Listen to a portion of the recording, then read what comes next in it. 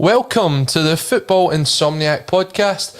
I am your host, Colin Watt, and I'm delighted to be joined today by the creator and the host of Football CFB. It's Mr. Callum McFadden. Callum, how are you doing today?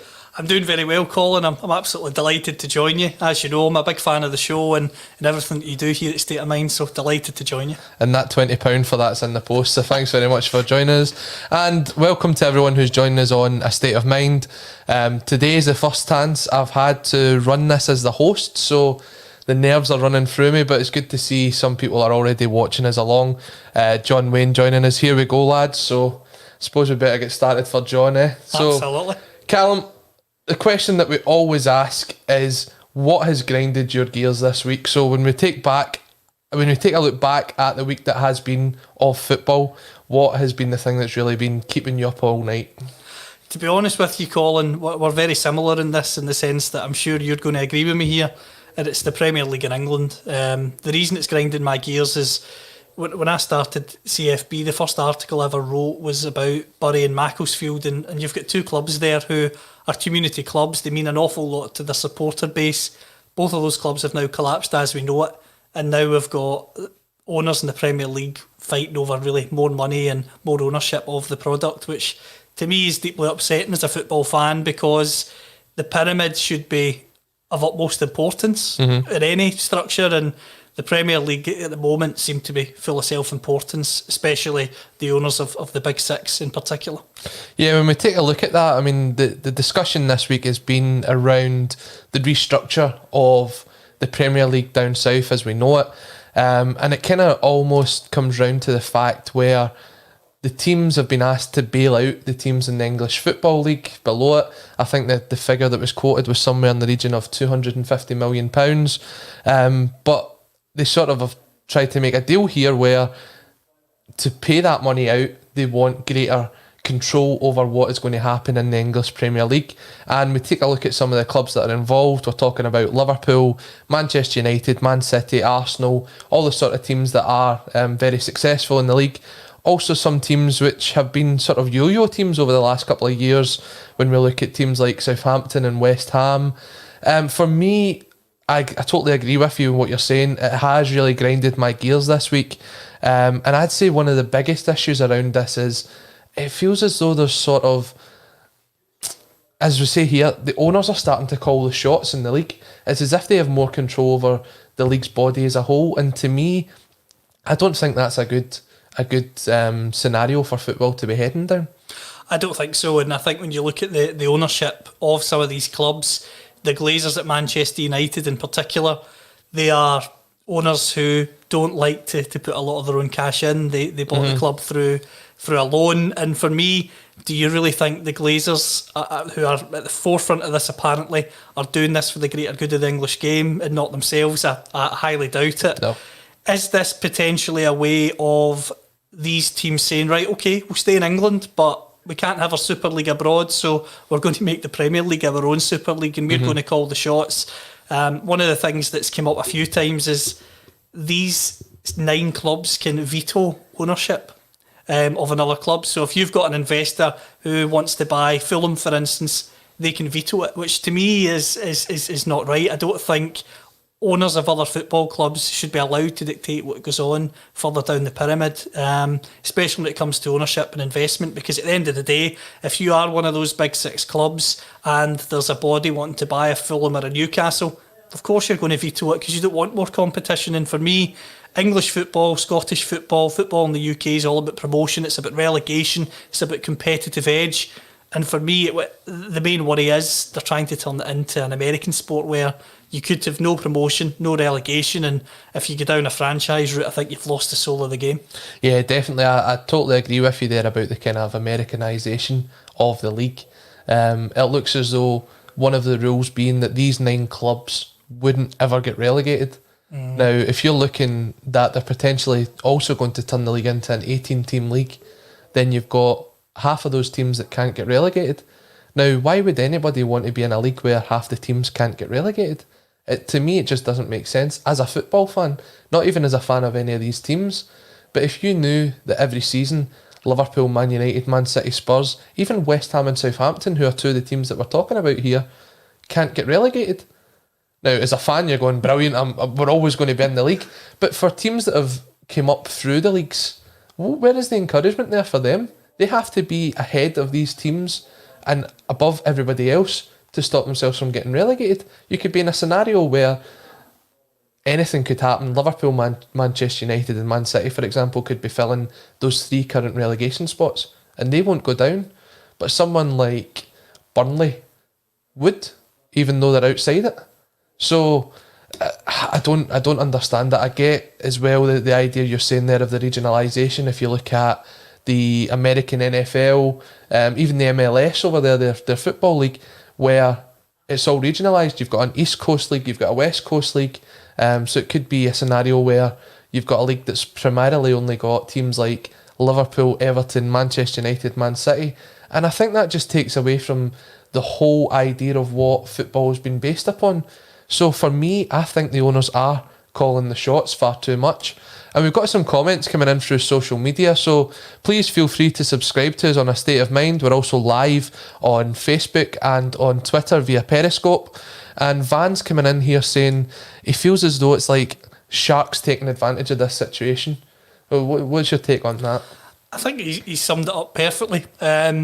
I think they clearly have proposed this now because they know that clubs further down the food chain in football, as they like to see it, are cash strapped. So you look at the Championship, League One and League Two, and you're seeing owners thinking, right, those clubs are struggling for cash. Let's maybe offer an olive branch and say, here's some cash, but in return we want to call the shots. And it is, for me, it's not the way football should be. It's not the way you should be going down, especially when you've got a pyramid like England's. They like to boast about the fact that you can be in the 8th tier, invest a bit of money, build a team that's successful and get to the Premier League. Theoretically, it's possible.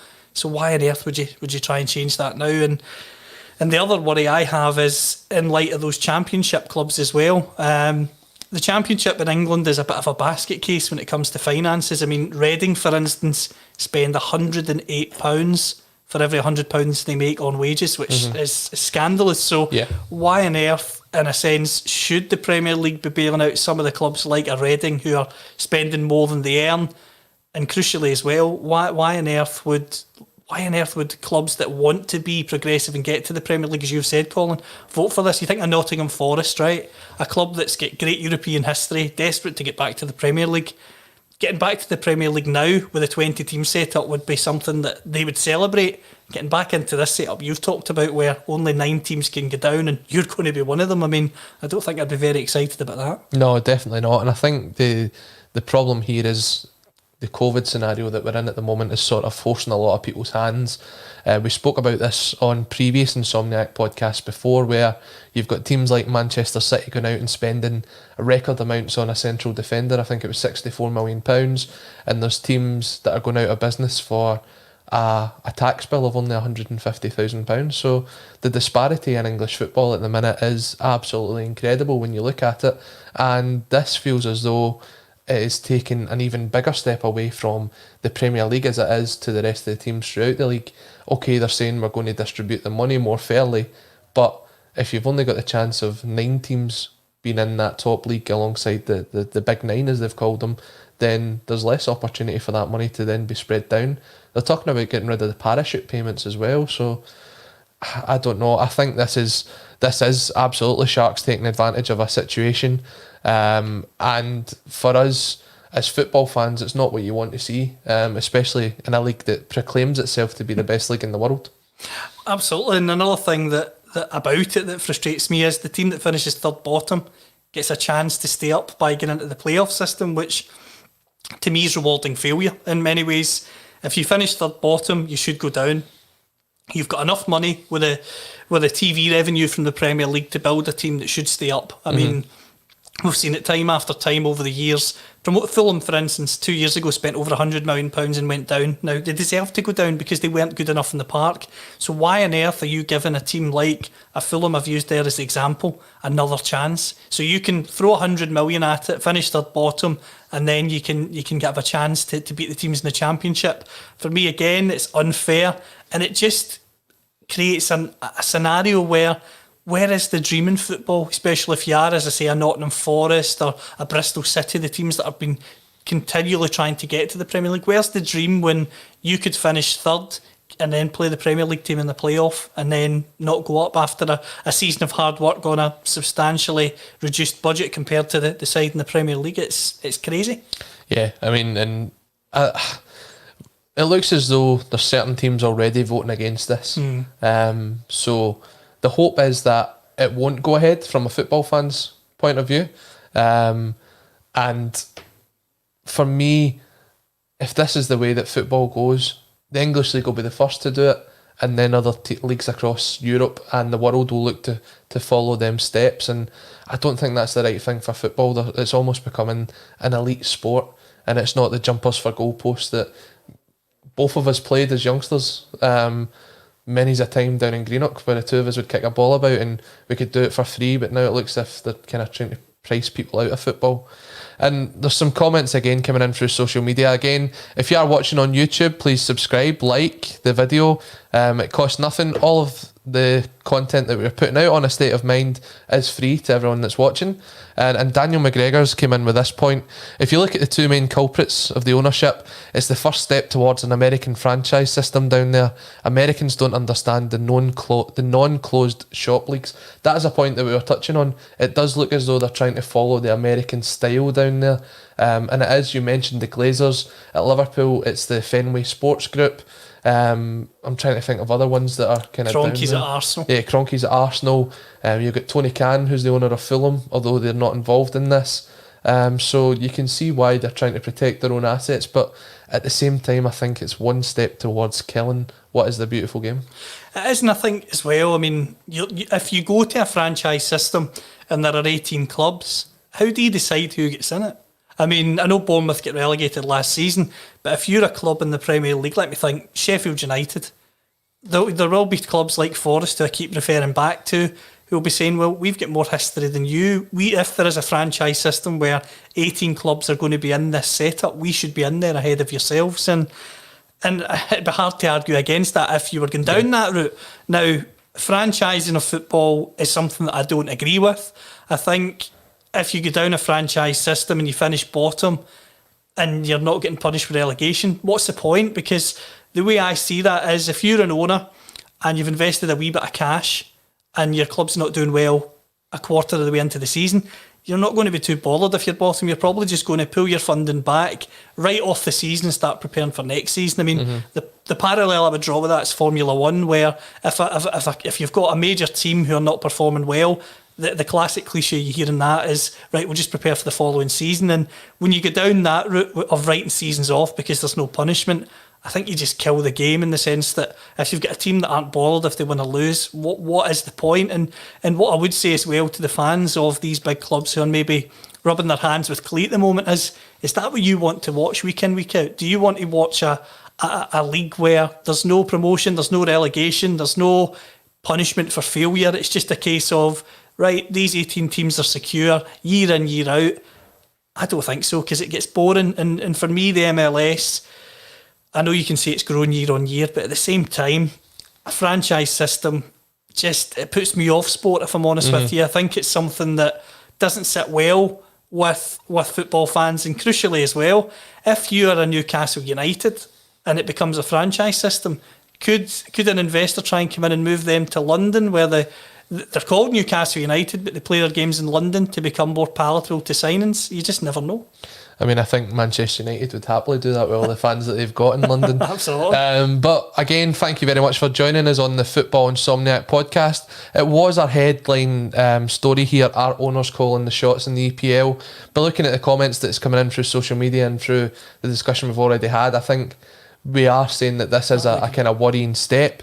But something that we touched on over the last few weeks on the Football Insomniac, for anyone who's watched the previous episodes, it's like, this is the kind of weird and wacky side of football. We'll touch the important parts like we did with the EPL thing, but let's go in and let's take a look at some of the things that make us laugh as well. So something that made me laugh this week, and I don't know if you've seen it, Callum, but Israel played the Czech Republic in this Nations League. Let's not get into the international football debate because we could be here all day. Absolutely. But Israel played Czech Republic. The goalkeeper for Israel is Hearts' Ofer Marciano. Hibs, sorry. Yeah, oh wow. You've got Jambos sorry, I know. Jambos and Hibs fans will be giving me abuse now. Hibs goalkeeper Ofer Marciano. He got a pass from his left back, totally miscontrolled it, and it ended up in the back of the net, and Israel lost the game 2-1. So what we're going to discuss now in this section is some of the best howlers that we've seen across football over the years. And anyone who's watching along and commenting, what is the best howler that you've seen, you've been at, or you've seen on video? The one I'm going to throw out here, right off the bat, Loris Karius versus Real Madrid. That man cost Liverpool a Champions League by throwing the ball out. I mean, okay, goalkeepers get a lot of scrutiny. They can do nothing for 90 minutes and then they make one mistake that costs them the game. But, I mean, I'm looking at some of the howlers I've got here written down. Most of them are goalkeepers. Well, that's the unfortunate thing with goalkeeping is, Colin, when you're a keeper and you make a mistake, more often than not it leads to a goal. Whereas if you're a central midfield player or a striker and you give the ball away or you fall over, the chances are you've got a teammate to bail you out.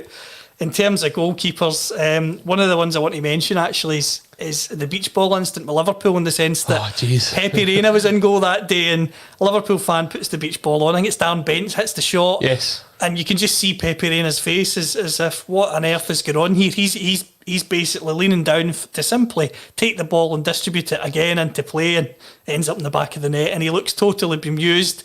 And you can see him going towards the beach ball, and then the moment of realisation comes in, it's a Liverpool beach ball. It's one of my own that's cost me here. They've stitched me up, and you just think, wow, what on earth is going on? I think some of the howlers that I think back to, you think of Andy Carroll. It was against Spurs, where he let the ball basically go a good 6 feet over the line and they got away with it. David Bentley hit the shot. What happened to David Bentley? There's been so many over the years.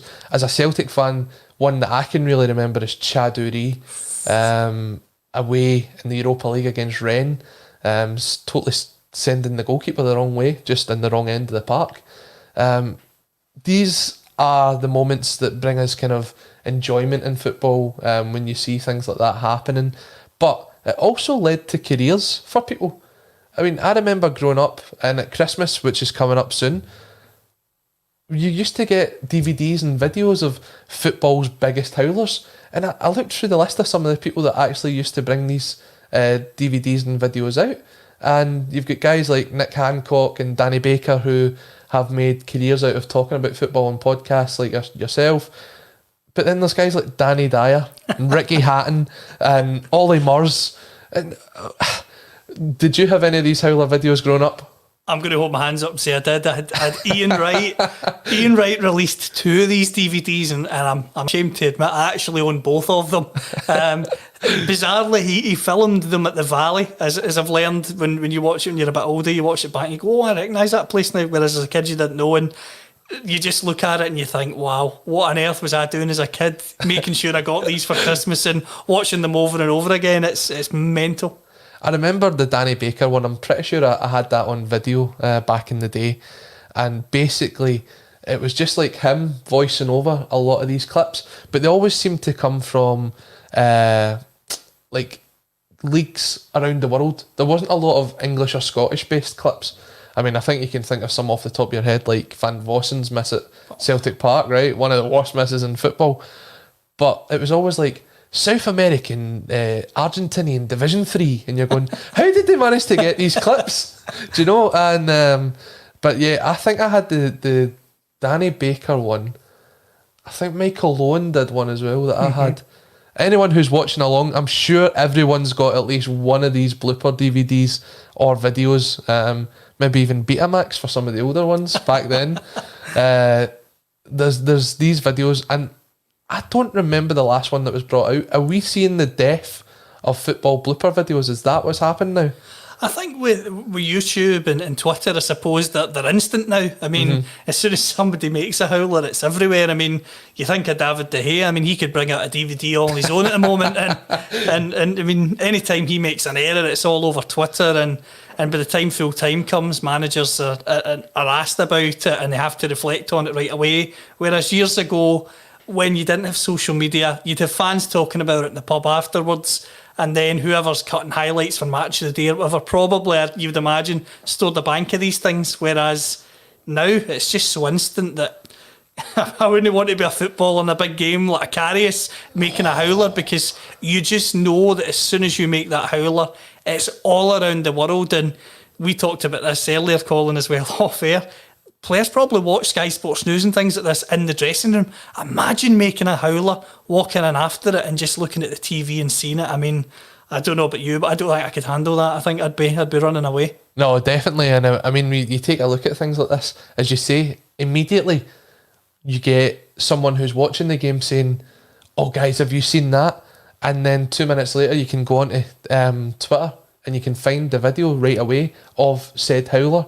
Or, for example, Patrice Evra last week when he had the breakdown live on air.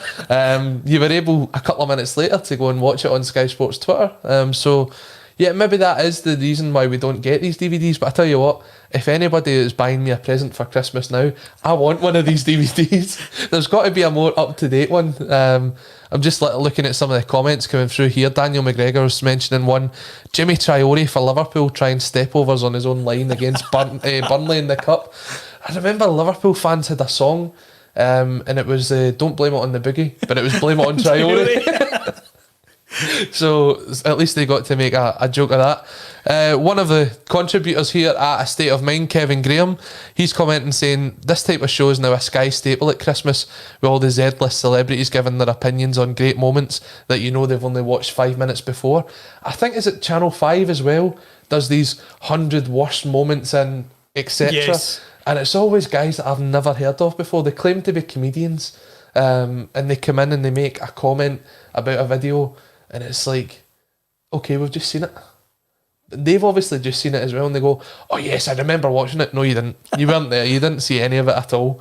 I think as well, Kevin's right. It's like when they do these things in Channel 5, these worst moments, it's always like, it's a moment of an oasis. It's always someone that's took a picture of Noel Gallagher as he's been walking down a London high street. It's never somebody that's actually known him. It's always some strange remote connection, and they sit as if they really do know. Yeah, I mean, I bet that really upset him, and you think, you don't even know him. I mean, you've just probably been booked 10 minutes before this has been on air. It's hilarious, to be fair.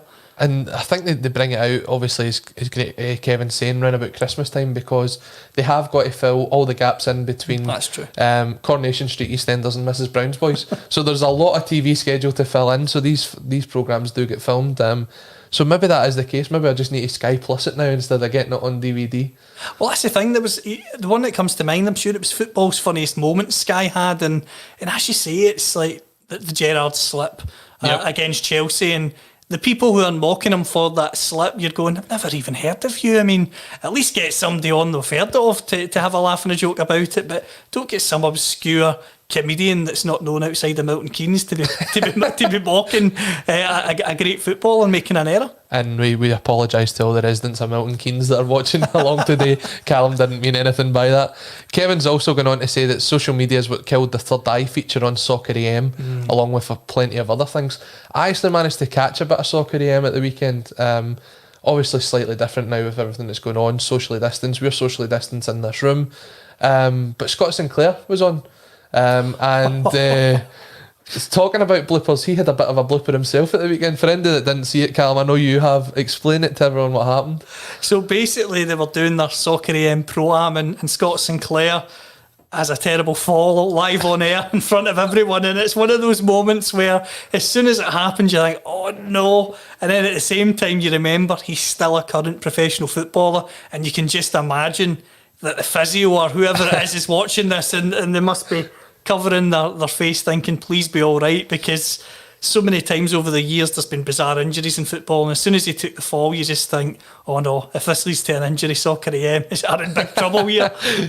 You wonder what kind of insurance policy they've got for things like Absolutely. that. Speaking about sort of short clips and things, I seen a clip from Soccer AM, and it was Neil Lennon burying a free kick in as part of that sort of challenge, and he hit it as if Andrea Pirlo had hit the free kick. It was outstanding. If you've got a bit of time, go on and take a look at that. But let's move on to our next topic today, and something that I was thinking about this week actually came up from what is now the Betfred Cup, the Scottish League Cup. And I think it was the game involving Hibs and Cove Rangers, was it, at the weekend, where a fan actually climbed up a ladder. Now, we don't advocate this, so please don't do this at home. Climbed up a ladder to get a viewpoint over the game because fans, as we know at the moment, aren't allowed into the grounds. And it got me thinking, where is the weirdest viewpoint or the weirdest place where you can watch a game of football? So again, did a bit of research into this. It might not come across that way, but we do research into these shows. And something that came up to me was Falkirk. Now, Falkirk have in the past been known for some of their crazy ideas. I think they brought in something that we spoke about last week, which was halftime entertainment, where it would be like bubble football and small five-a-side games. But something that came up was that you could buy tickets to watch Falkirk from a hot tub. Now, I can't picture the scenario where I would go to a football game and watch a game in a hot tub. Especially not with a lot of my pals around me, do you know what I mean? But for me, is that really something that we want to look into as we come out of the COVID era? Is there different ways that we can watch football and it's not just on streams or illegal streams or any other sort of way? So for me, the question is, what is the weirdest way you've either watched football or the weirdest view you've seen at football? The one I'm going to give a shout out here to Ben McNichol, who's a big Hamilton fan, and Hamilton were playing in a pre-season friendly, and there's a Sainsbury's obviously near the Hamilton ground, yes. And he was standing in a shopping trolley to get a view over the fence to watch Hamilton. It was on Twitter, I think Old Firm Facts put it out, and you just think, we don't advocate it, of course, yes. during this time, but it was commitment to the cause, and you think, could you imagine standing in a shopping trolley shaking around to watch your team? I mean, what would you be like when you score? You'd probably end up in A&E. But in terms of strange views, one of the nicest stadiums I've been to, the Olympic Stadium in Berlin. Yes. And I always think, obviously, you can go up to the bell tower. I'd love to know if anybody's ever watched a game from there, because it faces onto the pitch. One that kind of strikes me, and I think it might be before Firhill got redeveloped, was the student flats that surround Firhill. I'm pretty sure, having been to some games there before, there was a time where you could actually look over the stadium and into the park from the student flats. So if you didn't have a ticket for the game, you just told your pals to come round with a carry out and watch it from there. At Capello, which is our local ground, you can actually watch the game from the car park. And it was on Twitter recently where fans took that to watch, was it Morton versus Livingston? Yes. So there is kind of ways around it. I've seen in recent times that there's the potential for a drive-in football. So the idea being that the stadium, where possible, opens up to cars to come round the side of the park. Would you be in favour of that? Would you go and watch a game from your car? See, at the moment, Colin, I probably would. and I know that the grounds, I think Cowan-Beath's one, and I think Berwick Rangers could be another, so it would be a long journey, but seeing the current climate, I actually think I would, and you'd probably find out that they'd have space for, say, 20 cars. You'd probably be getting it at 40 or 50, turning it up and turning it into a demolition derby in the car park to see who gets in, because we're all starved of live football at the moment, and I think lots of people would. Another one that's just came to my mind is MK Dons and Bolton. They've got hotels within their stadium, and you can book a room with a view of the pitch. So one of the things that I'm interested to know, and I assume not, I wonder if you were able to book a room in that hotel for the MK Dons, for instance, and watch a game at the moment, because technically you're inside. Yeah, I remember, I think we spoke about this on last week's show. Paul brought it up that when Fergus McCann was looking to redevelop Celtic Park, part of the idea was that there would be a hotel within the stadium, and it would have rooms that looked over the pitch. It's apparently a massive thing in Canada and in the US as well. the idea being that you book the room, you pay for it, and you can watch the game from the comfort of your bedroom. Although I believe the story was that this got kiboshed due to the fact that it was a bedroom that people would be able to watch the games from, and some people like to do certain physical exercises in the bedroom. And that was what led to that not happening at Celtic Park. So would you have went to a hotel that was facing over a stadium? Would you have done that? I think it's one of those things where if it's your side, then you absolutely would. And I think it's one of those things where, again, at the moment, I think if that idea was in motion, you could probably charge £1,000 for the room, and I think you'd get a few people wanting to pay it to just get a view of the match. Was that Peter Lawwell just joining there to see what was happening? No, I agree. I mean, you look at, I think Chelsea's another stadium that has a hotel built into it. And I'm just looking at some of the comments down here. Kevin Graham's back again saying at Brentford's new stadium, there's flats in one corner. Some fans rented out one of them through Airbnb and watched the game a few weeks back. So there is genius ideas out there at the minute. And I think it just comes back to what you're saying. People are starved of live football at the minute. It's okay watching it from the comfort of your own home, but there's just something about not being in the stadium, not having that experience that's really kind of detrimental to football at the minute. It isn't. I mean, Colin, you know this yourself from the Greenock Celtic Club, where it's much more than just going to a game. You go to the club beforehand, you meet up with friends, family, you might have a few beers, a few soft drinks, whatever your preference is before you go. You're on the bus, you're having a chat and a laugh in the bus with people going to the game, and then you've got the whole atmosphere of going in, maybe getting some food, the build-up, the joy of scoring the goal, the despair when you concede, and people are starved of that, and people are missing it. I mean, at the moment, yes, it's great to watch games in the house, it is, but at the same time, that's not the way we grew up with football. You mentioned earlier on, jumpers for goalposts. You want to be as close to the action as you possibly can be, and the sooner we can get that back, the better, because I know people say, oh, it's a feast of football, and Super Sunday, and Magic Monday, or whatever they're calling it now, and for me, I just think, yeah, it was good for a couple of weeks during lockdown, but please get us back to the stadiums as soon as it's safe to do so. Yeah, definitely, and I think that again touches on the main topic that we were speaking about earlier, about the EPL reconstruction and are the owners calling the shots.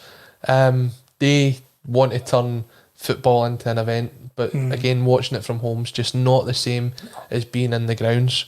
Van again on YouTube, thanks for commenting on that. Wouldn't like the car thing because I prefer to enjoy refreshments at the football. And yeah, exactly. I mean, as you're saying, it's all part of the experience. Is getting up on a Saturday morning. When I was younger, it was watching Soccer AM, getting ready, going down to the supporters club, getting ready to go on the bus, having to sit outside with your can of juice and your packet of crisps because your family were enjoying refreshments, going up and enjoying the whole experience. And at the minute, it's just strange, and you can see why people are going to the extreme lengths as we're talking about. Fans climbing on ladders to watch games. I think some Hibs fans recently found a mount at the Almondvale Livingston Stadium where they could watch the game when Hibs played Livingston. So, I mean, I tell you what, I'm just desperate for those gates to eventually reopen and to get back into the stadiums.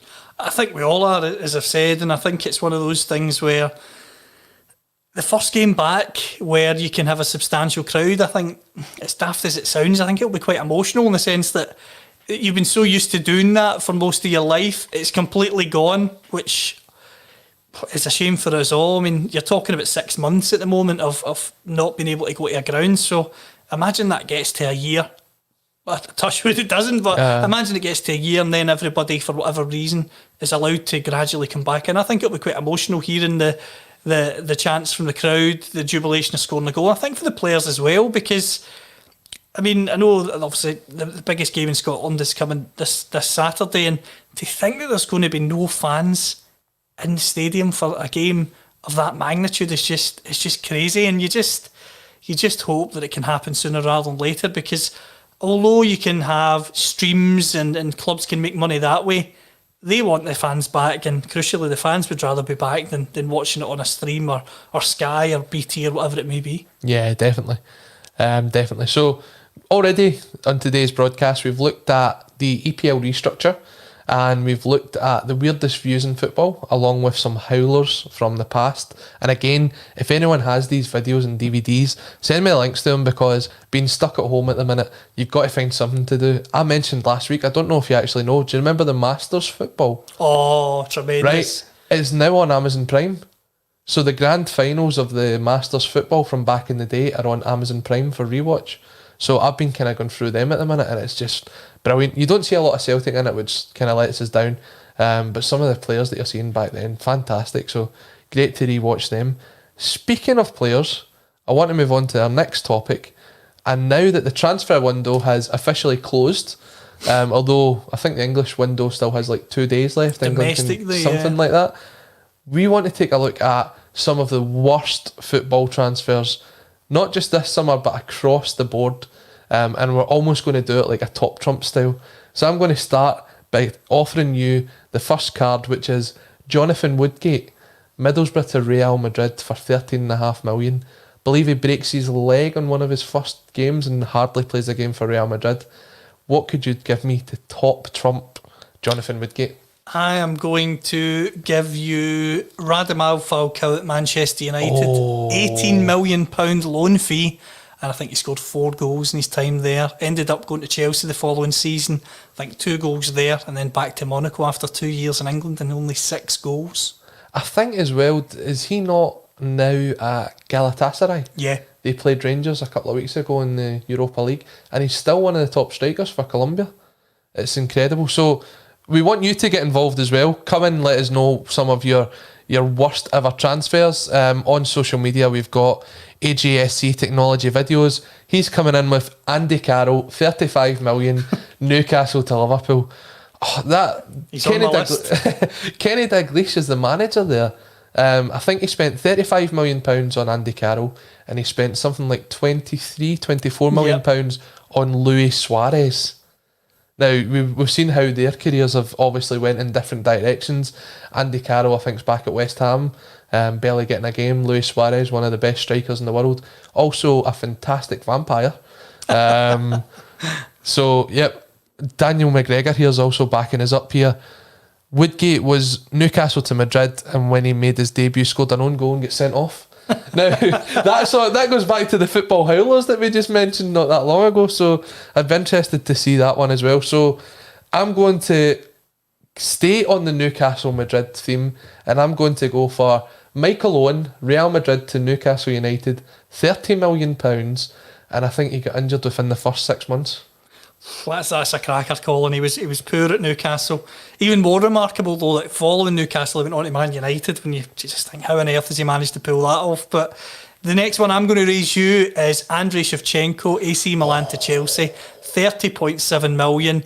All the hype and expectation. One of Europe's talisman coming to the Premier League, the so-called greatest league in the world. He's going to rip it up. He's going to show us all his ability. And in the end, I think the transfer fee was obviously 30 million, so more millions in the transfer fee than goals he scored for Chelsea. So how many goals did they actually get for him? I'm not sure, but I don't think it was definitely less than 30. I remember, because this is the time when we look at the sort of Roman Abramovich idea coming in, where he was spending a lot of money. A comment actually just came in with a transfer that he did. Joe Porter, who's watching along, Adrian Mutu to Chelsea, £15 million. He actually did have a decent start to his Chelsea career, but obviously everything that happened off the field kind of contributed to that. But this is a time where they were spending a lot of money, and Shevchenko, as you said, I was really excited about seeing him week in, week out. He played amazingly for AC Milan. I think back to the night in Istanbul where he was absolutely unplayable, and then the following season as well, I think it was, when Liverpool played AC Milan again, and he was outstanding. So he was someone that you were looking forward to seeing in the league. I'm going to stay in the Premier League, and I'm going to raise you Andrei Shevchenko for Fernando Torres and his move from Liverpool to Chelsea. £50 million, I think it was. And the only thing that really is memorable about his time at Chelsea is Gary Neville's commentary when he takes the ball round the Barcelona goalkeeper to score. It was like a scene out of There's Something About Mary. Well, that's the thing. I don't know if Gary Neville's recovered from that, but he certainly enjoyed that goal. And you're right, £50 million. And I remember actually Old Trafford, he rounded, I think it was De Gea in goal, empty net, put it wide, and he was just a player devoid of confidence. And again, 50 million, Torres, he was a great player at Liverpool, and you thought, fantastic, what a signing that is for Chelsea. They're going to go and build now, and they just simply didn't. So absolutely crazy. And I'm going to actually give you a Scottish football one close to our home in Greenock. Gary O'Connor to Morton. He was on, rumoured to be on £1,500 per week. He joins Morton, and he plays for them in the most shambolic season for the club, where they lose 10-2 at Hamilton and get relegated to League One. The background to this story, for anyone that doesn't know, I believe the title race in the Scottish Championship that year was between Hamilton and Dundee. And Dundee were top of the table on goal difference going into the last game of the season. And I think the goal difference was something like 7 goals. So Hamilton needed to score 8 more goals than Dundee to get up. And just by chance, the Hamilton-Morton game finished 10-2. But I think Dundee won 3-0 and went up in the end. So they were only a goal away from getting promoted. So maybe a bit of underlying things there. But that whole season, I think also that season, they had Derek Riordan on loan, on trial. They had Nacho Novo play for them. And when Gary O'Connor signed for Morton, I'm pretty sure the manager at the time was Alan Moore. And he said, yeah, he's about 6 weeks away from fitness. They're signing a guy in January that's 6 weeks away from fitness. As you said, paying him £1,500 a week, so he's getting nearly 10 grand to get back to fitness. That was just the start of Morton's struggles, wasn't it? Well, that season was just crazy. I mean, as you say, it seemed to be a panic signing. They also drew in Vine in and around that time, and he was another player. He went for £1 million when he was down south at QPR. You had a Connor who'd went for millions in his career, famously turned up to Scotland training in a Ferrari and revved outside the team hotel to prove that he had a Ferrari. Just one of those characters that maybe in his peak, yeah, you would tolerate and want on your side, but at that time it was the last thing Morton needed. Yeah, definitely. I mean, there's a fantastic thread on Twitter. I think was it Dean McKinnon that put it out, where it goes through Morton from basically the time they beat Celtic in the League Cup right through to their relegation and the current scenario that they're in. And they're a club that really needs a bit of work done to them, don't they? Well, that's the thing. I think the fans are hoping to take over the club and community ownership next year. So it's one of those things where hopefully it can be a success, because you've seen it with Motherwell, St Mirren. There's been a few clubs at Wickham down south as well. So fingers crossed that the Morton fans can rally behind the club, and once they take over, they can have a prosperous future, hopefully, in the Scottish Premier League as well. So we've got some more comments coming in through social media. Again, if you are watching on YouTube, give us a like, give us a subscribe. We're very close to 3,000 subscribers on YouTube, so we're growing exponentially at the minute, and it's fantastic to see. Looking at some of the comments, Joe Porter here, Ozil to Arsenal, crazy money for absolutely nothing. Well, that's true. I mean, the best thing Ozil's done in recent times is offer to pay Gunnersaurus his wages. So I've called Arsenal out on this podcast for 2 weeks in a row. I was giving them a break this week, but no, I've seen Gunnersaurus. I mean, how much was he really on for the fact that Ozil can turn around and say he's paying his wages? It's probably money that he dropped down his Ferrari. Well, that's the thing. It's bonkers, and it's that whole thing with football calling, and back to our sort of main topic, our owners ruining football, etc. Arsenal paid £50 million for Thomas Partey, but they can't afford to keep a mascot on who's probably paid on the day, sort of thing. It's just madness. Nah, I'm against it, totally against it. And I've called Arsenal out 2 weeks in a row, but they still haven't brought back those 55 people that they paid off. Despite all that money, you're getting called out again on the Football Insomniac. Kevin Graham, I'm not having Torres. Torres was fantastic at Liverpool, but at Chelsea, he just didn't have it, did he? He didn't. I suppose maybe what Kevin's alluding to is the fact Chelsea won the Champions League while Torres was there, and he played a part, I suppose, in that semi-final against Barcelona when Gary Neville had his crisis. But basically, I don't think you can say on the park he contributed an awful lot to Chelsea. I mean, it's one of those ones where the club really couldn't get him out quick enough. I think he ended up going back on loan to Atletico Madrid, which shows you how desperate Chelsea were to just get him off the books. There's a couple here that I'm actually going to save because they're not on my list, and I'm going to top trump you at the end of them because I can see the comments coming in. But you just mentioned Gary O'Connor. I'm going to throw one out there that will top trump Gary O'Connor. I am going with Ali Dia. Ali Dia, who was supposedly the cousin of George Weah. Turned up at Southampton. Graham Souness was the manager. Brought him in on trial, and then he came on for Matt Le Tissier. He did come on for Matt Le Tissier, ran away from the ball and get substituted 30 minutes later. How that man managed to get into football was beyond me. But I actually did a bit of research into Ali Dia. Do you know that he played for like Gateshead and stuff like that and actually had a decent football career?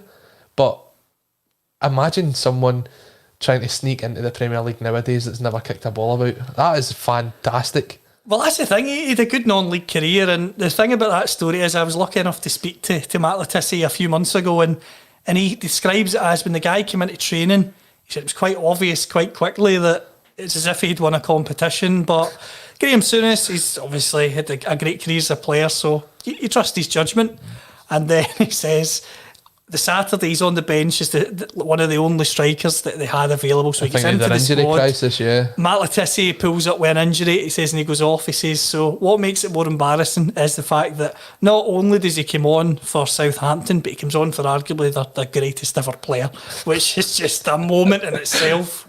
Speaking of the Ali Dia thing, Joe Porter makes a great comment here. The homeless Portuguese guy at Man United, Bebe. Now, he played in the Homeless World Cup. I don't think he was actually homeless. They signed him from, was it Rio Ave in Portugal or something like that? Yeah, it was. But again, was it £9 million they paid for him? I think so. I think it was €9 million. I mean, the thing about that transfer is Sir Alex Ferguson was very, very keen to point out he'd never watched him play before he signed him and trusted the judgment of his scout. Goodness knows who the scout was. It may have been someone at the wind-up, I think. But to be fair to him, I think he played for Real Vallecano after leaving United, and he scored a winning goal against Real Madrid. So he had a big moment in his career, albeit not at Man United. So he wasn't quite the Ali Dia of his day. He wasn't quite the Ali Dia. I think he's still playing, I think, in the top flight again in Portugal at the moment. But as you say, at Man United, a club like that, I mean, they've been criticised for what they've done in the transfer market in recent years, but to sign a player like that, having never watched them play, is just beyond any realm of sense, you know. There's a name that keeps cropping up here, and I don't want to get too much into it, but Tory Andre Flo. You think of the money that was paid for him and what he actually contributed, and you have to say deserves to go on the list. I mean, £12 million, that's two Chris Suttons, and he was half the player. He's still the record transfer into Scottish football, £12 million. It's just incredible. Some of the other comments that's coming through, Joe Porter, every Tottenham signing post Bale, and that probably means that everyone until Bale now, which I think is a fantastic signing for them as well, but they have had some howlers. Looking at some of them, one that's maybe beyond our era is Bruno Latini to Milan in the 90s, was a record £15 million.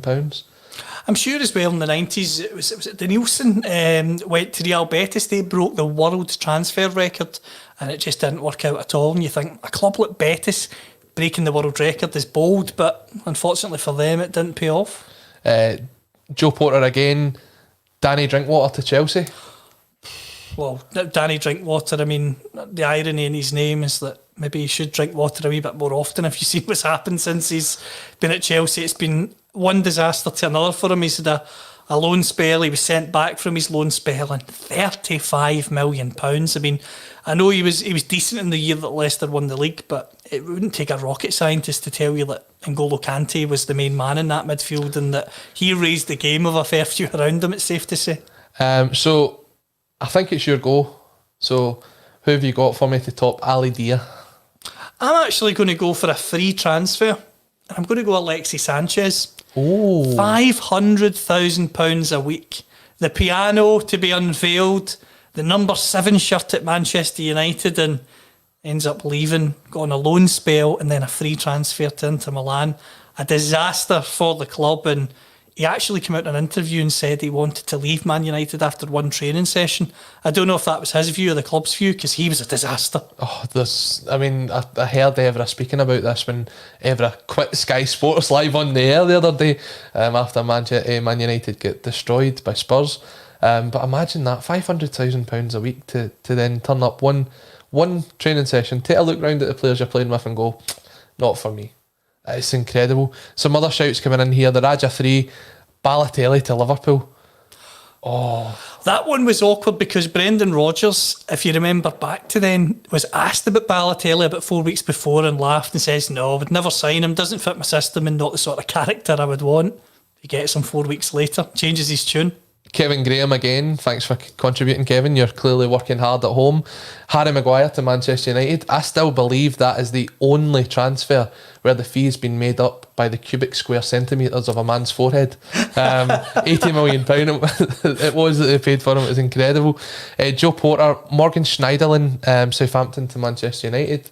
Again, these guys you forget are actually there or went there because they didn't make much of an impression. Well, Manchester United, since Sir Alex Ferguson, have spent over £1 billion and they're nowhere near winning a league title. So, no. Yeah, I mean, you've mentioned Schneiderlin and a few others. I mean, you could keep going with that. Memphis Depay was poor at Man United. And as I say, you could keep going and going. Di Maria, another one who was man the match in the Champions League final, comes to Man United, couple of months, does well, and then completely drops off a cliff, So I think it must be a Man United curse. So we've got it on the table. You were the last card played there. I've looked through some of the comments and I'm trying to see, because I have one last name I'm going to throw out there, right? But I've looked through comments just to see if there's anything that might just top trump the one I've got. But I think this one will end the game and probably end the podcast. And I am going for Raphael Scheid, signing from Cruzeiro to Celtic for £6 million. Scheid by name, Scheid by nature. Then leaves on loan. Probably said his name wrong. It probably is Shite, because that was all he came across at Celtic, and for me, potentially the worst ever transfer in Scottish football.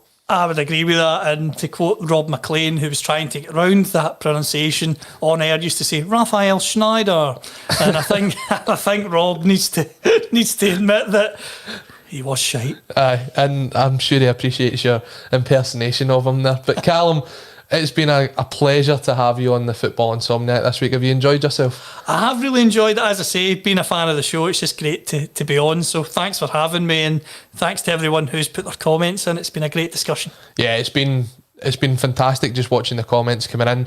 This has been the first time I've actually hosted the show. Usually it's been myself and Paul, but this is my brainchild, the Football Insomniac. So I'm looking forward to seeing how it grows, and hopefully we'll have you back on a future episode if you'd like to come and join us. I'll finish with this final comment here. Michael the Boy, Philip Siebo. No words needed. Exactly. Ladies and gents, thank you very much for joining us on the Football Insomniac. It is the show that makes you think about the things that keep you up all night in football. I'm Colin Watt, I am your host. Callum, thanks very much for joining us, and we'll see you again next time. Brilliant.